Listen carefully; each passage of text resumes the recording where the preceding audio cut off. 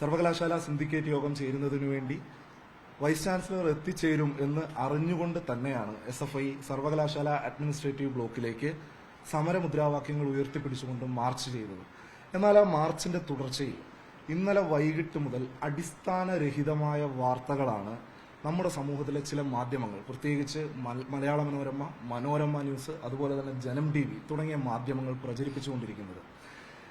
ഇന്നലെ സർവകലാശാലയിലേക്ക് നടന്ന മാർച്ചിൽ തിയേറ്റർ ഡിപ്പാർട്ട്മെന്റിലെ വിദ്യാർത്ഥികൾ അവരുടെ ഡിപ്പാർട്ട്മെന്റിൽ 6 മാസത്തിലധികമായി പ്രവർത്തിക്കാതിരുന്ന സ്പോട്ട് ലൈറ്റുകൾ അതിന്റെ പ്രവർത്തനം കാര്യക്ഷമം ആക്കണം എന്ന് പറഞ്ഞുകൊണ്ട് നാടകം കളിക്കുന്നതിന് നമുക്കൊക്കെ അറിയാം, ഒരു നാടകം, ഒരു പ്ലേ തട്ടിൽ കയറണം എന്നുണ്ടെങ്കിൽ അതിന് ലൈറ്റിന്റെ സാങ്കേതിക വിദ്യ എത്രത്തോളം അനിവാര്യമാണ് എന്നുള്ളത് നമുക്കറിയാം.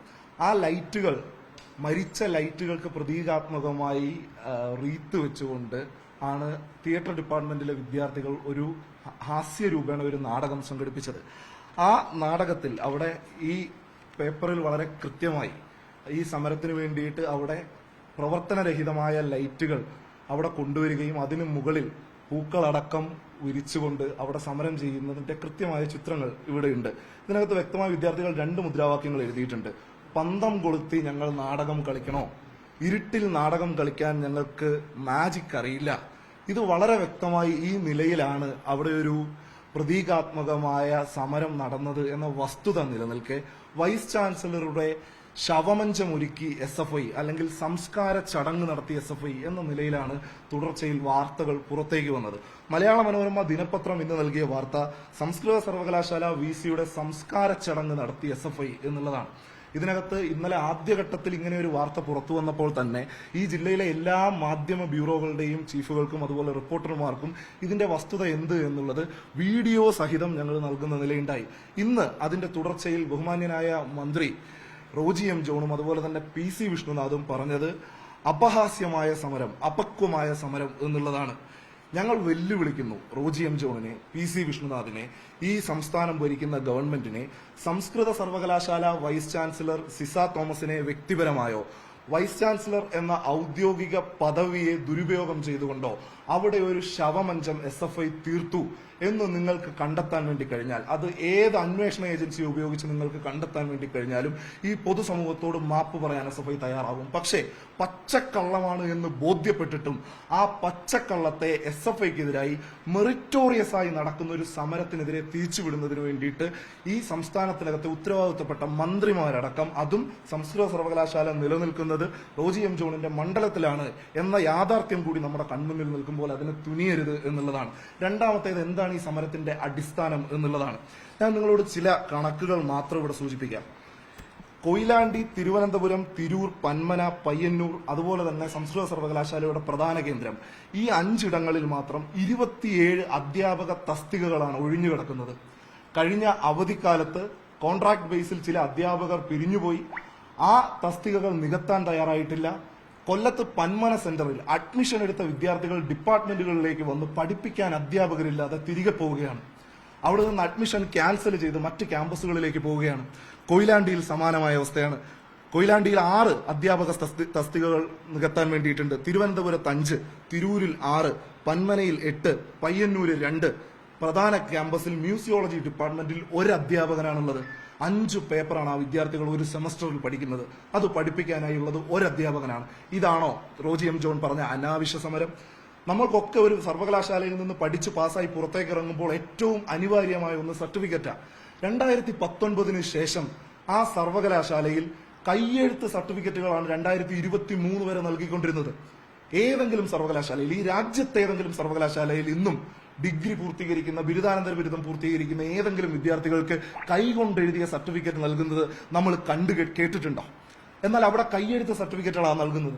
അതിനെതിരായി 2024 സമരം ചെയ്ത വിദ്യാർത്ഥി പ്രസ്ഥാനം SFI അതിന്റെ തുടർച്ചയിലാണ് പ്രിന്റഡ് സർട്ടിഫിക്കറ്റുകൾ ആ സർവകലാശാലയിൽ കൊണ്ടുവന്നത്.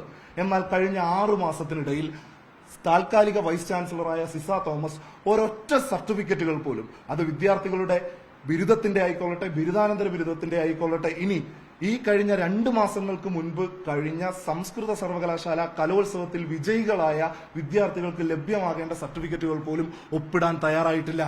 ഇതിനെതിരെയായിരുന്നു ആ സമരം. ആ സമരത്തെയാണ് ഈ കഴിഞ്ഞ 24 മണിക്കൂറുകൾക്കിടയിൽ തീർത്തും അനാവശ്യമായ സമരമെന്നും അപഹാസ്യമായ സമരരീതി എന്നും തെറ്റായി വ്യാഖ്യാനിക്കുന്നതിന് വേണ്ടി സർക്കാർ ശ്രമിച്ചുകൊണ്ടിരിക്കുന്നത്, മന്ത്രിമാർ ശ്രമിച്ചുകൊണ്ടിരിക്കുന്നത്, ചില മാധ്യമങ്ങൾ ശ്രമിച്ചുകൊണ്ടിരിക്കുന്നത്. ഇന്നലെ അവിടെ എല്ലാ മാധ്യമങ്ങളും തെറ്റോ ശരിയോ എന്ന് നോക്കാതെ ഞാൻ നേരത്തെ പറഞ്ഞ മാധ്യമങ്ങൾ അടക്കം ഈ വാർത്ത റിപ്പോർട്ട് ചെയ്തു. ചില മാധ്യമങ്ങൾ കാർഡുകൾ ഇറക്കി.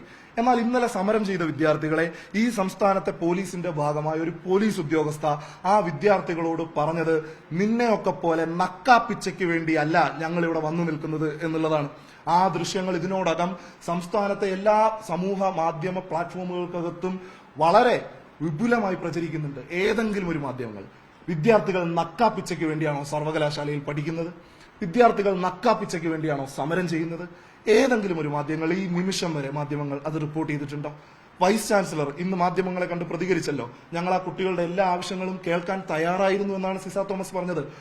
1 മണിക്ക് സിൻഡിക്കേറ്റ് യോഗം തുടങ്ങി. 1:30 SFIയുടെ മാർച്ച് ആ അഡ്മിനിസ്ട്രേറ്റീവ് ബ്ലോക്കിലേക്ക് എത്തിച്ചേർന്നു. 7 മണി വരെ വിദ്യാർത്ഥികളെ കേൾക്കാൻ വേണ്ടി സംസ്കൃത സർവകലാശാല വൈസ് ചാൻസലർ തയ്യാറായില്ല. അവരവിടെ ഉണ്ടായിരുന്ന ACPയോട് പറഞ്ഞത്, എനിക്ക് വീട്ടിലേക്ക് പോകണം, ഈ വിദ്യാർത്ഥികളെ റിമൂവ് ചെയ്യണം എന്നുള്ളതാണ് പറഞ്ഞത്. അക്രമകാരികളെ റിമൂവ് ചെയ്യണം എന്നുള്ളതാണ് പറഞ്ഞത്. ഒടുവിൽ സമരത്തെ ഭയപ്പെട്ട 5 വിദ്യാർത്ഥി പ്രതിനിധികളെ കേൾക്കാൻ തയ്യാറായി. കൃത്യം 5 മിനിറ്റ് 18 ആവശ്യങ്ങൾ ഉയർത്തിപ്പിടിച്ച് നടത്തുന്ന സമരമാണ്.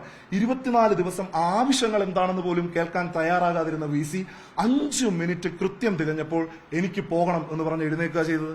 2 3 ആവശ്യങ്ങൾക്കപ്പുറത്തേക്ക് ഒന്നും കേൾക്കാൻ തയ്യാറാകുന്നില്ല. ഈ വിദ്യാർത്ഥികളുടെ അവകാശങ്ങൾക്ക് വേണ്ടി സമരം ചെയ്യുന്ന വിദ്യാർത്ഥികളെ പോലീസിനെ ഉപയോഗിച്ച് മർദ്ദിക്കുന്നതിന് വേണ്ടി അവരോട് തീർത്തും അവരുടെ വിദ്യാർത്ഥിത്വത്തെ അപമാനിക്കുന്ന നിലയിലുള്ള സ്റ്റേറ്റ്മെന്റുകൾ നടത്തുന്നതിന് വേണ്ടി പോലീസ് തയ്യാറായിട്ട്, അധ്യാപകർ തയ്യാറായിട്ട്, വൈസ് ചാൻസലർ പോലും മുഖം കൊടുക്കാതിരിക്കുമ്പോൾ പിന്നെ SFI എന്താ ചെയ്യേണ്ടത്? സമരമല്ലാതെ ഞങ്ങൾക്ക് മുൻപിൽ മറ്റെന്ത് മാർഗമാണുള്ളത്?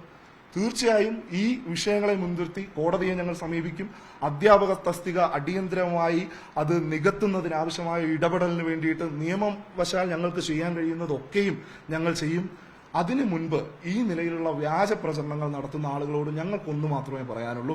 വളരെ വ്യക്തമായി പറയാം, സിസ തോമസ് എന്ന വ്യക്തിയെയോ വൈസ് ചാൻസലർ എന്ന ഔദ്യോഗിക പദവിയെയോ ദുരുപയോഗം ചെയ്തുകൊണ്ട് ഒരാളുടെയും, ജീവിച്ചിരിക്കുന്ന ഒരാളുടെയും ശവമഞ്ചം SFI അവിടെ തീർത്തിട്ടില്ല. അവിടെ ഉണ്ടായത് പ്രതീകാത്മകമായ സമരമാണ്.